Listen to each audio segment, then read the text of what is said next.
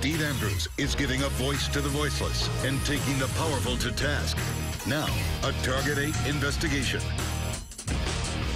The numbers are staggering. Veterans diagnosed with eye cancer at an alarmingly higher rate than the general populations. And the numbers are so shocking that some veterans groups are calling on Congress to investigate. And where do these figures come from? Well, straight from the Department of Veterans Affairs. A Dade City couple, frustrated that the VA is doing nothing with this information, contacted our senior investigator, Steve Andrews.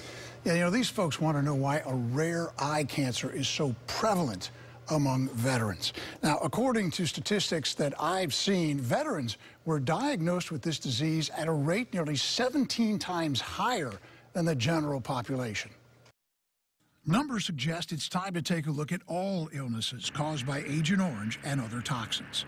Mark Roots lost an eye to choroidal melanoma, a rare cancer that can spread rapidly through the body. His wife, Beth. It's frightening, and people need to be aware because it's out there. Mark served in Vietnam in 1970-71. He was told Agent Orange won't hurt you. I remember a guy going through basic indoc over in Vietnam, picking up a quart jar of Agent Orange and drinking.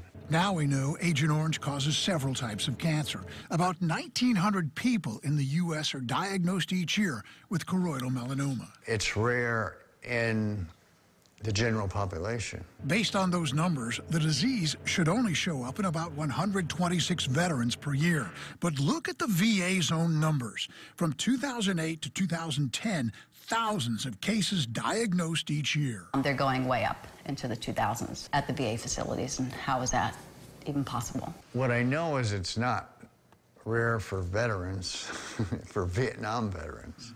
Beth believes the VA has an ethical and moral duty to investigate. But people won't look into that. Are they at risk of losing their job because they look and work for the VA? Do they not want to be punished because they're helping something as a whole? 2 weeks ago, the Blinded Veterans Association asked Congress and the VA to conduct a comprehensive medical study on Vietnam-era war veterans with eye cancer. People are losing their eyes, they're losing their vision. There's grandfathers, great-grandfathers. Mark Roots puts it another way. Old Navy guys, Army guys are just screwed.